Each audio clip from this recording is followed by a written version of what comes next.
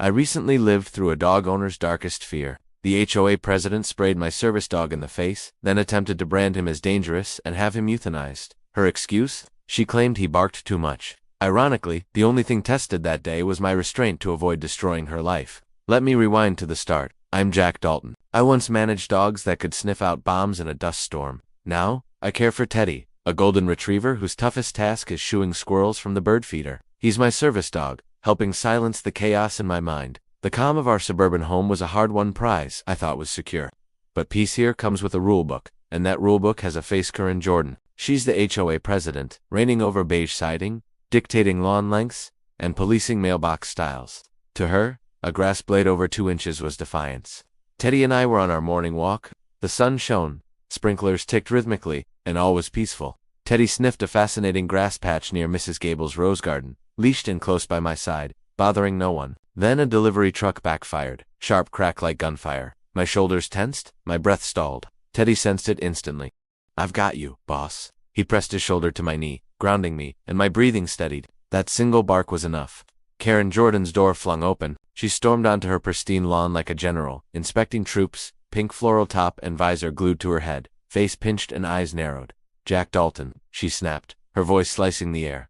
"You can't control that animal." I inhaled slowly, exhaling as trained. "He's a service dog, Karen." He was startled. "He's a menace," she declared to the empty street, constantly barking, threatening our peace. A lie. Teddy was quieter than the yappy purse dogs around here, barking maybe twice a week. But Karen had decided he was a target, and her word trumped truth. "He barked once," I said, voice low and steady. "We're leaving." I tugged Teddy's leash gently, turning away. But Karen wasn't finished. Neighbors peeked from windows. Duke watered his petunias, pretending not to watch. She saw her stage. "This is your final warning, Mr. Dalton. We have standards." Word was the HOA audit loomed Friday. She needed a victory. I was convenient. A police car rolled by Officer Miller and Officer Sanchez on patrol. Karen's eyes gleamed. She waved them down. The cruiser stopped with a soft brake squeal, a second unit pulling behind. 2 more officers stepped out. "Officers," Karen wailed, feigning panic. "Thank heavens." This man's vicious animal lunged at me. My blood chilled. "That's false," I said, voice steel. We were walking away. Miller exited weary, knowing Karen well. "What's the issue here, folks?" Karen spun a dramatic tale, painting Teddy as a rabid beast, straining and frothing. I stood silent. Teddy sitting calmly, tail thumping uncertainly, his eyes asking, "What did I do?" I kept my hand on his head, reassuring him.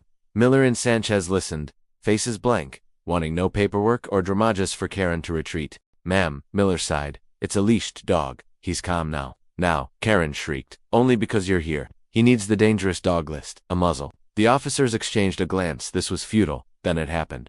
As they looked away, Karen stepped forward, a canister in hand like hairspray. Before I could move, she sprayed Teddy's face.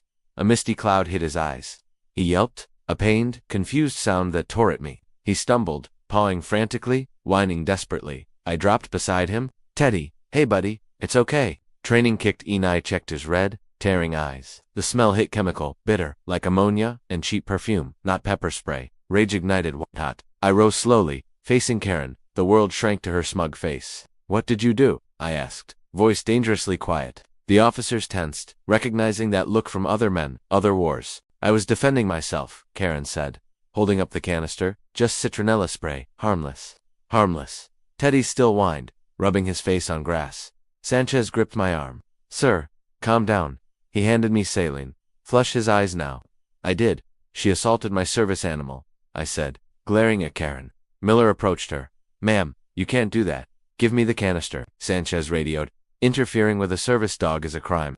We're bagging it as evidence." Miller sealed it, logged it. Later, the lab would reveal capsaicin concentrate. "He's the problem," Karen scowled. "I'm the victim." I photographed her, the officers, Teddy's swollen eyes documenting, strategizing. The fight wasn't here. She'd ensured that by acting before police. They took our names, noted details, told Karen to go inside, and me to take Teddy home, suggesting a new route. Miller added, "Animal control handles this. We'll forward it." They treated it like a petty squabble, but I knew it was war. Leading Teddy home, his trembling body told me this was just the start. Karen wanted a fight. She had no idea who she'd challenged. The day blurred with quiet fury. I flushed Teddy's eyes, murmuring comfort. He endured, but trust flickered with confusion, breaking my heart. His whimpers fueled my resolve. Researching citronella spray, I learned it causes irritation, distress, and potential trauma. Corin's harmless was assault. I filed a police report online with photos, knowing it might drown in bureaucracy, but it was a brick in my case. Next morning, escalation hit. A white van with the county seal parked outside. My stomach sank. Teddy lifted his head, sensing my tension. A khaki-uniformed man, Officer Ruiz, approached with a clipboard. Jack Dalton. Yes, I said, flat. I'm with Animal Control. We've a report about your golden retriever. From Karen Jordan, I assume.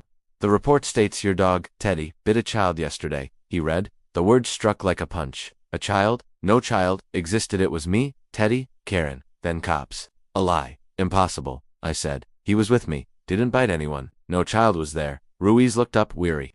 Sir, I'm just following procedure. A sworn witness statement triggers action. He must be quarantined for 10 days. Where? I dreaded the answer. County shelter. Concrete barking. Fear a death sentence for Teddy. No, I said firmly. He's an ADA-trained service animal. He stays with me. Ruiz sighed, flipping a page. Vaccinations current. You're trained. You can quarantine at home with conditions. Confined to house and fenced yard. No walks, no contact. Post this sign. He handed me a bright orange sheet.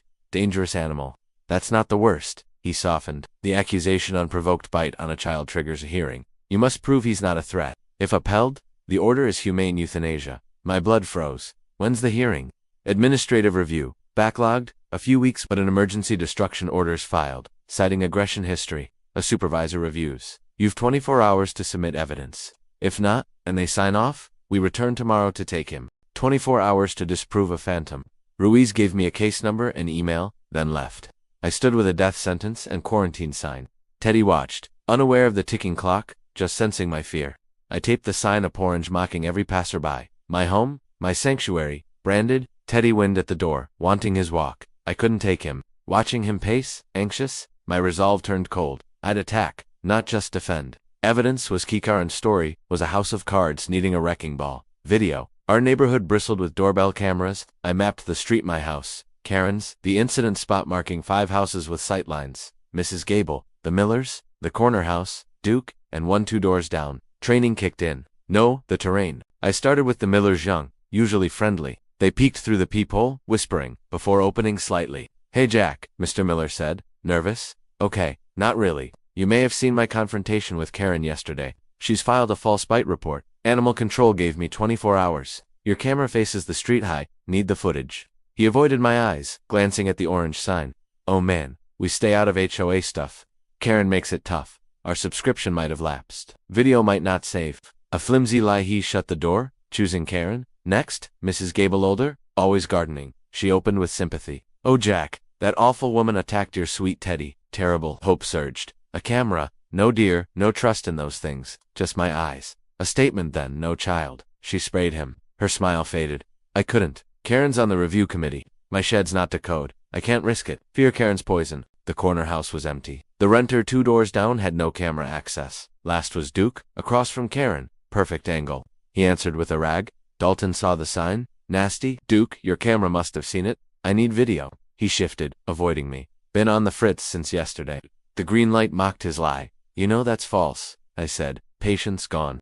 She got you oil stain. Satellite dish. He flinched. Stay out my business. That dog's a beast. Good riddance. He slammed the door. I clenched fists, wanting to break it down, but that's what Karen wanted. I breathed, walking home. The street hostile, windows judging. No witnesses, no video, walls closed in. I drove to Animal Control. Teddy watching from the window. The lobby smelled of bleach and tension. Supervisor Kim, steel gray hair, looked up. Mr. Dalton? I slid a folder. Photos. Spray can receipt. Midnight flyer. Evidence for the case. She scanned. Useful, but no hacked stuff. A witness is swearing an affidavit today. Her eyes softened. If I get credible evidence by midnight, I can hold the order. No promises. Midnight? I'm a dog person. I don't like being used by liars. We understood. At home, silence weighed. Teddy's head on my knee. Trust, I feared failing. My phone buzzed. HOA notice. Violations. Uncontrolled animal. Nuisance. Verbal threat.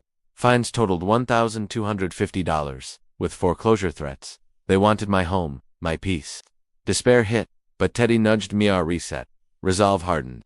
Cornered, I'd fight like a soldier. I called Marcus, my tequizzard friend from service. He answered, sarcastic.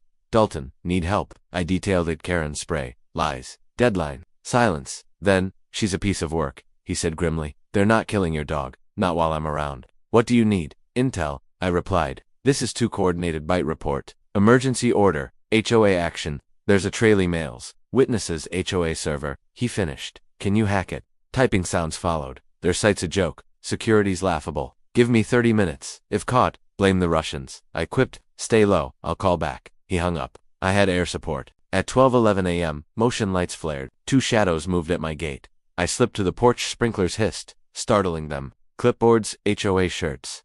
Post it fast, one whispered. Karen wants the block done. I stepped out. Evening, they froze one. The balloon guy, cheeks red. The other, pool committee. What are you posting? Emergency pet ID ordinance, effective today, she said. Not voted on, I countered. Filming the flyer HOA logo. Karen's name, no motion number. They fled. Evidence secured. Midnight passed, 17 hours left. I researched legal options. Drafted a counter statement. At 6:18 a.m., Marty, a ham radio enthusiast, 2 streets over, arrived with a grin and walkie. Heard the rumble. Karen's all over the scanner. Meeting tonight? Internet might die. I've got backup. He handed me a card with a lightning bolt. Marcus called at 6:48 a.m. I'm in. Passwords Meadows123. Single quotes. Found emails. Karen ordered the false report. Bullied her assistant Sarah to sign it. Forwarding the chain. Proof but a legal subpoena needed. Sarah was the weak link. I watched Karen's house. At noon, Sarah arrived, stressed, walking her bitchin' Frise Alfie. The dog escaped, darting for a delivery van. I vaulted my fence, snatched Alfie as tires screeched. Sarah, pale, thanked me. Why help after I lied? Not your fault, I said. She confessed Corin, coerced her, threatened her job for her sick mom's insurance. I revealed the emails. Choice. Fear her, or tell the truth. She nodded. We planned she'd testify at the 7 p.m. HOA meeting. At 6:18 p.m., my internet was cut. Marcus and Marty rigged a backup. We streamed live. Pinging news. At the clubhouse, 30 residents watched Karen accuse me. I stood, exposing her lie. Sarah testified, affidavit in hand. Marcus revealed the stream. 500 viewers. News watching. Karen's panic unraveled the meeting. Fallout was swift. Animal control dropped the case. News went viral, and a judge later ruled against Karen, recommending charges. Teddy's Park was named, and peace returned. The victory at the HOA meeting marked a turning point, but the aftermath demanded more action to solidify our win. At 12:47 p.m. PKT on Wednesday, September 3, 2025, I sat in my kitchen with Teddy by my side, his metal glinting faintly in the afternoon light streaming through the window. The orange quarantine sign was gone, replaced by a small bouquet of flowers left by Mrs. Gable as a gesture of amends. My phone buzzed, relentlessly reporters, well-wishers, even a veterans group offering support. The community's shift was palpable, but I knew Karen's allies might still lurk, and loose ends needed tying. First, I contacted my lawyer, a gruff ex-Marine named Tom Hargrove, who'd taken the case pro bono after the news broke. Jack, he growled over the phone, we've got her on the ropes. The emails legally obtained now plus Sarah's affidavit and the live stream are ironclad, but we need to push for criminal charges to stick. District Attorney's Office is reviewing. They'll want your statement today. I agreed, arranging to meet at 3 p.m. at the station. Tom added, and sue the management company they enabled her. We can get your legal fees covered and more. I nodded, resolve hardening. This wasn't just about Teddy. It was about holding the system accountable. Next I visited Sarah. She answered her door, Elfie yapping at her feet, her eyes still shadowed with stress. Jack, I'm so sorry, she began. I quit yesterday. Karen's lawyer called, threatening me, but I'm done. I handed her a coffee. You did the right thing. The DA needs your statement too. You're not alone in this. She managed a weak smile. Thanks. I've got texts from Karen demanding. I retract. I saved them. Evidence goldmine. I filmed her showing me, securing another brick. At 2:30 p.m., I drove to Animal Control with Teddy, now free to ride shotgun. Supervisor Kim met us. Apologetic, Mr. Dalton. The lab confirmed capsaicin in that spray felony level. We've referred it to the DA. Teddy's record is clear. She patted him, and he wagged his tail. I thanked her, feeling the weight lift slightly. Back home, Marcus called. Jack, I traced Karen's server activity. She wiped files post-meeting, but I recovered backups. Sending to your lawyer. She's panicking. His grin was audible. Good work, I said. Lay low now. The 3 p.m. meeting with the DA was intense. A sharp-eyed prosecutor, Ms. Alina Ruiz, reviewed my evidence photos, video, Sarah's texts. This is airtight, she said. We're charging Karen with felony animal cruelty, false reporting, and ADA violation. Perjury's pending. Statements on required. Thanks. She promised a swift arraignment, likely next week. Tom smirked. She pleaded to avoid prison. I hoped so. Teddy deserved closure. Evening brought a neighborhood gathering at Teddy's Park. Kids played. Neighbors chatted. Duke even brought a grill, muttering, least I can do. Mrs. Gable hugged me, whispering, we're free of her now. The mayor reiterated the medal's significance. and Marty rigged a speaker, playing a goofy victory tune. Teddy romped, metal crooked, oblivious to his fame. As dusk fell, I sat on the bench, Teddy's head on my lap, the street alive with laughter. The question lingered: how far will a man go? As far as needed, until home is truly home again.